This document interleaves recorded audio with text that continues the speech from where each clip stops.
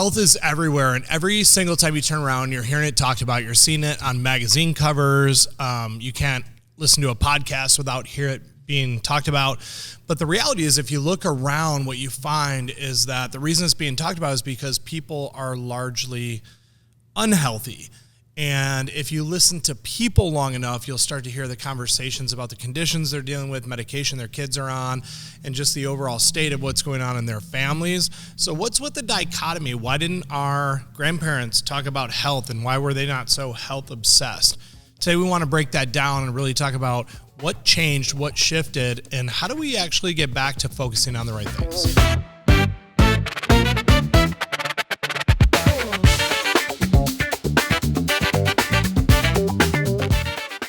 All right, so I think this is a big conversation. Yep. I think if I think back to, I didn't know my great-great-grandfather. I knew my grandfather. I knew all my grandparents. I bet he was lovely. His first name was Adolf. Yeah, well, okay. If that tells you anything. I came from a very German heritage, but the reality is I didn't know my great-grandparents. But if I had to think about what were my great-grandparents talking about, I don't think health, biohacking, what supplements they were taking, whether they were eating organic or not. Were they talking about what's the best adaptogen? Were they talking about their red light mask?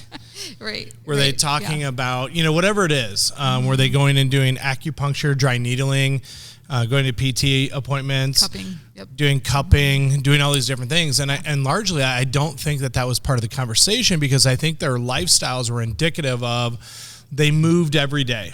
Right. They ate mostly from farms near them or from grocery stores that got their produce from farms near them. Those farms were not making GMO food. They weren't spraying it with pesticides. Right. They didn't have, and I don't pick on brands. I'm just going to name them right here. They didn't have Raising Cane's, McDonald's, Texas Roadhouse. What do we got right here? Dunkin' Donuts, Popeye's Chicken. Literally what we can literally see what I can see out my window at the moment. Right. And again, I'm not picking on those brands. I'm just saying that was not available. Sure.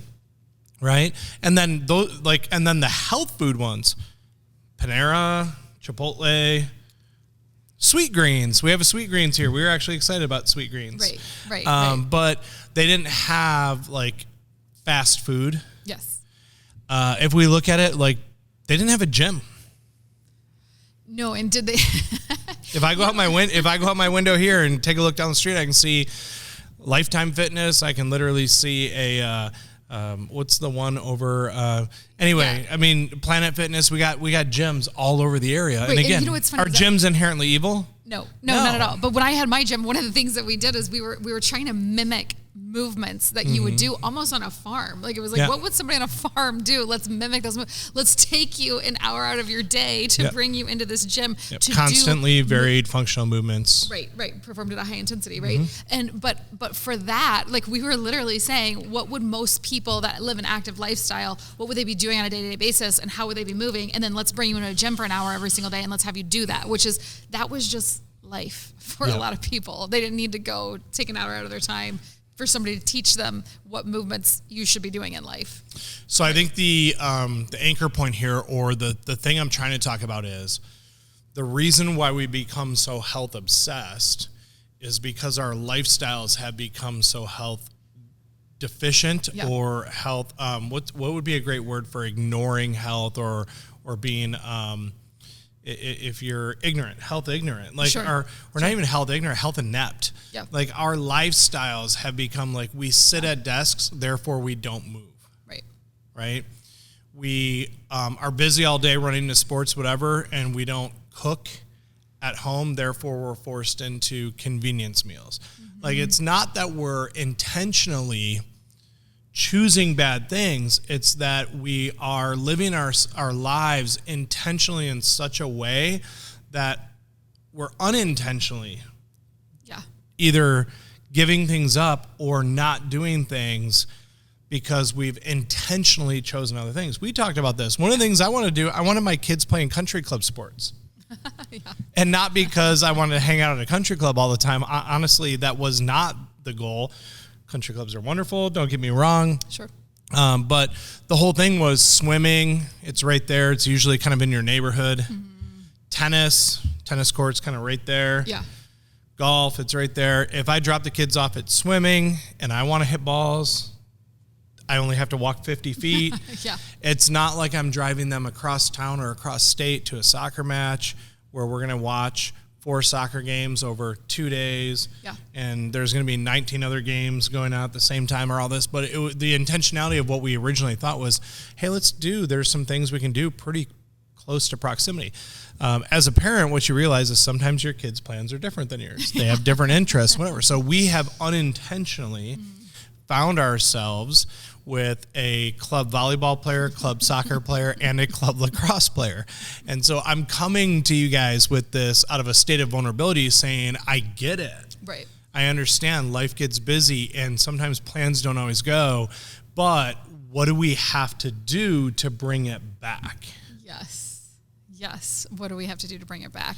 And I think that there's a you've talked a lot about the simpleness and the elegance of the chiropractic adjustment, philosophy, and lifestyle. And I think it kind of speaks to all of those things. And really, I don't know, we're not living in that time, we're living in our time. And so how do we really know if we can say right now, like we can fondly sort of idealize or reminisce about, years and years and years ago and say it was just simpler, it seems like.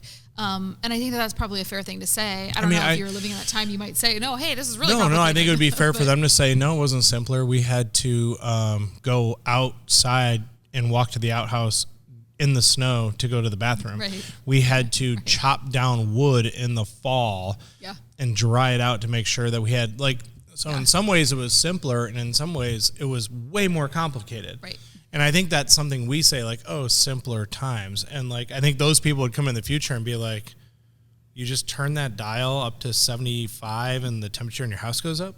You don't have to cut down wood? Like what? You don't have to plan 8 hours a week to go, or whatever that is, you know what I mean? Yeah. Oh, you get up in the middle of the night and you walk 8 steps into the bathroom that's attached to your bedroom with a heated floor, potentially. You don't have to go out to the outhouse and... So I don't think it's simpler times. I think it's different times. Yeah. And because it's different, we're in a different situation. We're experiencing a different conversation. So they didn't talk about health. I think that's where we started, was they didn't talk about health because health was something that was a byproduct of their lifestyle. Yes. So I think if we're going to be honest, what did they talk about? They talked about probably being sleepy. They talked about maybe looking a little haggard. I don't know, because I don't think that they knew that they looked haggard. I think that everybody looked haggard. They didn't have cameras yet. Yeah. Or social media. Exhausted. Nobody. Or social media. Your spouse wasn't coming home going, oh my gosh. No, but they were talking about the coming storm. Yes. They were talking about they had different stressors. Yes. But I think we have gotten to the point where everything is so easy in some ways, and then we have chosen, because everything's gotten easier in these ways, we don't have to chop wood, we don't have to go to the outhouse, we don't have to do this. Ultimately, there becomes a void. It's kind of like if you have free time, you only have it for a little while because you fill up your free time. Yeah. You won't have free time pretty soon. Yeah. If you have extra money, you won't have extra money pretty soon because you'll figure out a way to spend the money. Mm-hmm. And so I think what happened was our lives got easier. Yeah. And because our lives got easier, we filled up that stress quota with other stressors or other things that maybe required us less time. But what we didn't realize was there was virtue to the work that we were doing.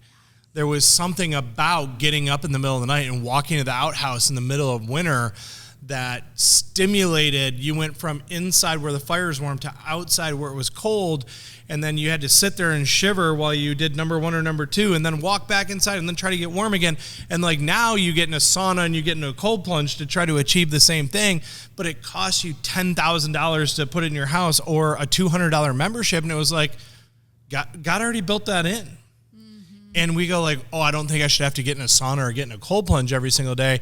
I mean, that just sounds so unnatural. It's no, it was actually really natural. You were in a warm house and then had to go outside to go to the bathroom in the middle of winter. And you're oh, wow. So when it comes to food's a whole nother one. Yes. Like, it is hard to eat organic. It is challenging. It's not easy because convenience is everywhere and there are very few organic drive-thrus. It's hard to eat quality food, but it was also hard to farm organic food. Yeah. It was hard to serve your family organic food back then. Yes. Yeah. But the alternative was you didn't eat. Right. And that was way harder because then you way starved harder. and then you died. And the alternative now is Uh-huh. it's not you don't eat, it's you eat, but you don't get nourished. Yes. And so I would argue it's actually probably worse because where before if you didn't eat, you might fast for a day or two. I really believe fasting is actually a good thing for our bodies. Mm-hmm. Now nobody has to fast because everything's so convenient everywhere. So now it's like not if I don't have good food, I'm not going to eat or I don't get to eat. It's if I don't have good food, I eat something that doesn't even resemble food. Yeah. And it actually creates disease. Yeah. And in the end, you're like, it was fine. Like, I got away with it. Is it really that bad? It's funny because when the stakes are higher, mm-hmm. with what you're saying, when the stakes of not doing the thing that you need to do are literal, like immediate death, like, Yeah. like you're going to die. Like, it's not going to be, we're going to get away with it. We're going to hedge this bet for years and years and years and years and years. It's like, no, you got a runway of, how many weeks or how many months, and then you have died of starvation. Yeah. So the stakes are so much higher, and so your investment is so much different, and so the stakes just aren't that high anymore. So the leverage points are very different these days, and everything feels so much worse. Mm-hmm. And I think that's where we get into our feelings. Here's a great one. I heard somebody say this the other day. They're like, I had something going on in my knee the other day. It was like really bothering me, and it was crazy. Like, I don't even know what I did. I twisted, I did something, but it was really bothering me. So I called the doctor. They couldn't get me in for 6 weeks. Or no, it wasn't even 6 weeks. I think it was like a week Yeah, rewind that. Sorry. I was thinking about the next point in this. Yeah. But they were like, they couldn't even get me in for like a week or whatever. My knee was bothering me like today. And we all know you could swallow some ibuprofen. You could do whatever. That's not what I would do. I think what they were saying was I wanted to go get it figured out. Yeah.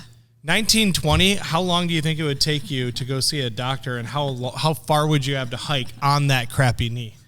You know what I mean? Very far. You would have or whatever, or 1900s. Going, like if they tweak their knee, back in the day. No, but that's the point. Going? So this patient, I talked to them like 4 days later, and they're like, "Oh, you know what? I ended up doing some stretches and icing it, and it actually is feeling pretty good." It was like, you were going to go to a doctor. He was going to take a picture. He was going to see some damage at your meniscus. They were going to schedule you for a surgery and do an unnecessary surgery. Had you been around like 1895 and you had a bad knee, you would have had to decide how bad it was, and it would have taken you 6 days to get to someone, like physically to get there.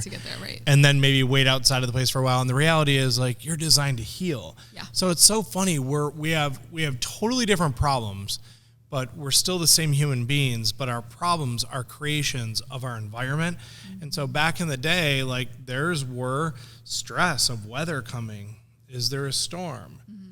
Did it destroy a crop? Is there times of good things when it comes to crops? Did we get so big of a crop that we're going to have to work triple, mm-hmm. right? Do we have less help this year? Again, weather, going outside, going to the bathroom, these different things, nutrition. They were eating seasonally. So it was like, mm-hmm. I don't like squash. It's like, dude, squash is all we have. That's what grew this year. You know what I mean? Our kids are like, I don't like whatever. And then we have the option to go do something different. Yep. But they were eating seasonally. We can eat varietally. But then what's weird is then we choose the things. We get to choose the things that we eat. So where they were only eating certain things because they only grew a certain time of year, we're only eating certain things because they're like, I have it all available to me, but this is the thing I like. Mm-hmm. And so it's the same problem, but different aspects of it. So here's what I wonder if anybody ever said, I just don't like the texture at that point in time. Dude, do you know what your mom would do to you back then if you did that? Yeah. So here's theoretically what I think we need to do to get back to it is I think we need to start going back to the basics, and I think we need to go okay. And we talk about this a lot when it comes to multiple things, but I think we need to actually take an assessment first of all of where we're at, and just to be real, like I was talking to a patient and a staff member the other day, and we were just having this conversation, and we were talking about scales. because we implemented a new thing in the office where we're actually going to be going back to taking bilateral weight scale readings. Yep. And particularly ladies, when they see a scale and you go, hey, can you step over here for a minute? They're like, what? Are you going to look at it? No, I cannot. Like, no, I'm not going to step on that. Yeah. Uh-huh. So we were talking about scales in general and how we're using them for something totally different. We're looking at how much weight you're putting on one foot versus the other. We're not adding them up. We're not talking about your weight. But we're talking about how scales are a poor indication of what's really going on in health, because you can have two people that weigh similar weights and their bodies look totally different. Right. And so the conversation went, well, should then I get a Hume scale? Should I get a biometric scale? Yeah. Should I get a whatever? And I was like, so a Hume scale, for instance, will show you your biological age, which means if you're 45 years old, your biological age ideally should be 45 or younger. Yeah. That's health. 45 and older means you're trending in the wrong direction. Your total body water content should be 100% of what is available. And if it's like 70%, it's like, oh, you have 30% here that you need more hydration in your body. Mm-hmm. If you look at, your body weight, all this, so it gives you more numbers to track. That's great. But you know what also does a really good job? Take off all your clothes. Oh, God. Stand in front of a full-length mirror. Yeah. Yep. And you ready? Stand in front of the mirror and look at what you see. And then just kind of jiggle it around a little bit. And if you don't like certain areas and the way they move, oh, that's so good. Then we got work to do. Right. And I was just being real with these people. I was like, the scale lies all the time. Sure, yeah. If you took that scale to the moon, you'd weigh very different. But if you took off all your clothes on the moon and looked in a mirror, it would be the same. Right. And so the mirror doesn't lie. Your energy, how you feel every day doesn't lie. The ability for you to lift a weight and how many times you can lift it before you begin to fatigue, that doesn't lie. Yep. So it's like, how do we get back? I watched a movie years ago that was talking about, it's called In Search of Greatness, and they were talking about we measure things, or we make things matter because we can measure them, but we don't always measure what truly matters. Yep. And I think that when we look at our health, we can apply the same concept. I think we make some things important because our lifestyles have caused them to have to be important. But I think that if our lifestyles were right, the importance we place on things would shift. Yeah. Yeah. Does that make sense? Yep. Mm-hmm. And so I think when I look at this, we talk about 5 key areas. So number 1 is what we're talking about right now is changing the way we think about health. So number 1, I would say that's your prioritization of what is important for you and your family. What's number 1? When something hits the fan, if somebody dies, if your kids are, losing their health or whatever, what is most important? And if the soccer schedule isn't, if the next vacation isn't, if whether the next vacation is in the Virgin Islands or it's in Hocking Hills, Ohio, right. The reality is that sometimes we make things more important than they really are. And so what's truly important, what do you want for your family? What do you want for your wife and kids? Yeah. What do you want for yours? Health and longevity, vitality. Health. So health, like not being sick. Right. Vitality, that's the opposite. That is actually producing vibrance in our lifestyle. Longevity, and again, we talked about this one a few weeks ago. I argued a little bit that I don't know how much we actually control it, but ideally, we don't want our kids to die before us. Right. So health, vitality, longevity. And then a deep connection relationship with their Lord and Savior. Deep connection relationship with their Lord. I would say deep connection relationship with other people. Yep. I think that's a big one. Yep. I think another one would be movement. Yes. Like I want my kids to create a lifestyle of movement. Yes. I want them to value real food. Yes. Because if everything burns to the ground, right? If if there's no more, I always feel guilty naming restaurants, but if all your favorite restaurants burn to the ground, what would we do? Yeah. Yeah. And I want them to value and even understand or know where food comes from. Yeah. Sometimes people are so disconnected of that. So food's a huge one. How about this? How about being able to recognize that every fall, seeing 12 signs go up at every retail location that has a pharmacy that say, get your flu shot, is abnormal and weird. And your kids are being programmed to see it. And so you go to Walgreens to buy, I went to buy wrapping paper and a birthday card the other day. And there was like, get your flu shot, get your flu shot, get your flu shot. I walked in, it was like free flu shots, no cost. It was like, how are the pharmaceutical companies that wealthy if they're giving away free flu shots at no cost? Guess who's paying for them? You and I are. They're being subsidized. Right. And then I walk in and it said, can we help you out with your peptide weight loss journey? Okay. The sign literally said, can we help you out with your peptide weight loss journey? Here it is right here. Support your GLP-1 weight loss journey. What's on there? Tums and hair growth. What? A supplement for hair growth. Why? Because when, hair? Yeah. GLP-1s cause you to... Is it from malnourishment? It's from malnourishment and damaging your gut and intestinal lining and damaging your digestive system. So you start to lose hair because you're not absorbing the right amount of vitamins. And so they have a vitamin hair growth. This is on a poster, by the way. Tums. Why? Because your stomach is so messed up from taking a GLP-1. Guess what they also had a sign for? Get your GLP-1 weight loss drugs here. So they're like, here's the weight loss drugs. You're going to lose weight. Hey, we'll help you out with the fact that your stomach hurts, you're losing your hair, and a protein shake because you're no longer absorbing enough protein. We'll even sell you a male or female adult diaper for when you start pooping yourself on the GLP-1s. That is wild. And we'll help you support your weight loss journey. This is a true story. So then I go out there and I see this one.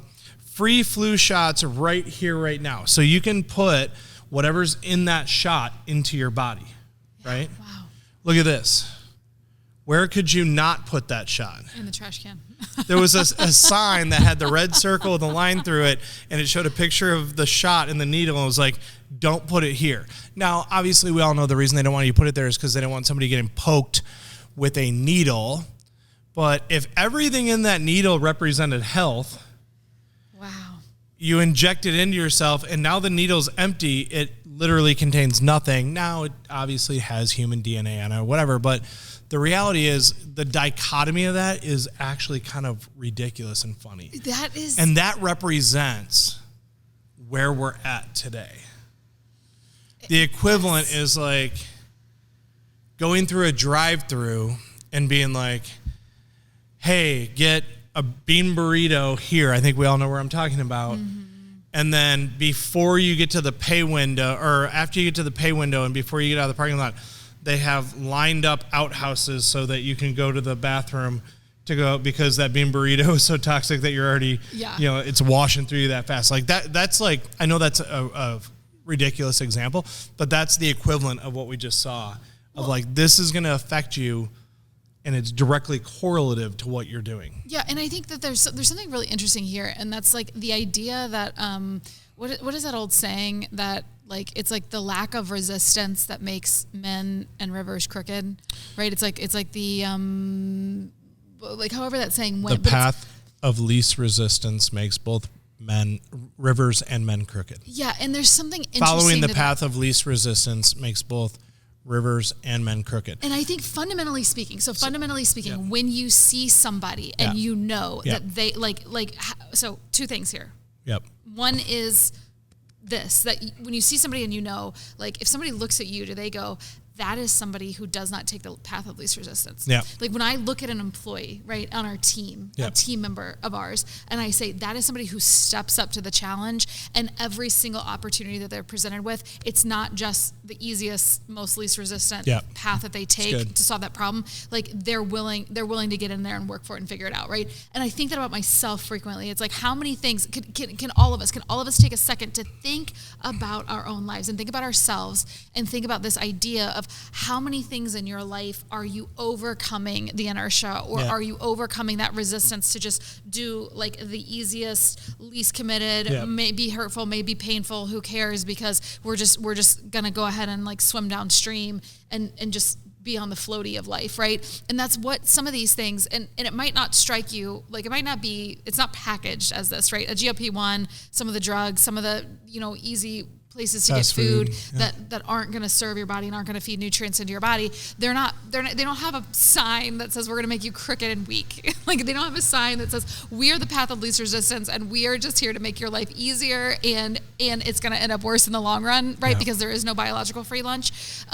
But I think that taking that assessment of your life and going through and not saying that everything has to feel like climbing Mount Everest, but are you willing to take on the challenges? Mm-hmm. Are you willing to go into and have fun doing it? People enjoy their lives. There were farmers who loved their life. There were farmers who hated their life. Yeah. Same way today, there are accountants who love their job. There are accountants who hate their job. There are chiropractors who love their job. There are chiropractors who hate their job. That has nothing to do with chiropractic. That has to do with your crappy attitude. And so that it was the same way back then. Like there were people who loved life and felt blessed to do certain work, felt blessed to have an outhouse, felt blessed to, because the alternative not having an outhouse is get out in the woods, you know what I mean? And dig a hole or whatever. And so like everything is a blessing. Right. And we have opportunity all around us. We have more opportunity now than ever. But the weird thing is we have less happiness. Yeah. We have less connection to others.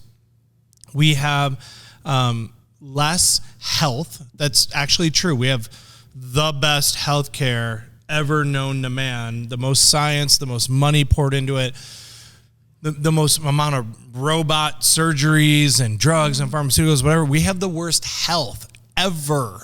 And I'm not talking about just in the world and third world countries. I'm talking about in the United States, in your town, in your neighborhood. More people die of cancer, more people die of heart disease, more people die of diabetes than ever in history. Yep. Like that is wild. Yeah. And why does that happen? It's because everything else is so easy. And so our job is to take a look at this and not to go, hey, and you know, it might be like, hey, Dr. Ryan, Ashley, like lighten up a little bit. My kids had soccer. I took them through the drive-through. Like, really, I can never do that. And it's like, no, that's not it.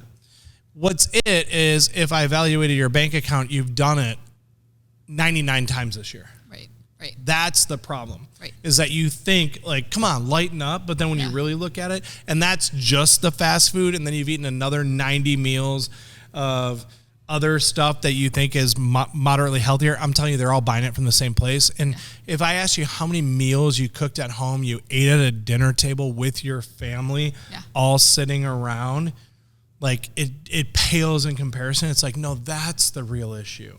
Yeah, the real issue isn't like, hey, I'm trying. I don't know. The mental health things are important. Like I talk to my kids every day. I try to help them with what's going on. In fact, we got 2 of our kids. They're in Christian therapy.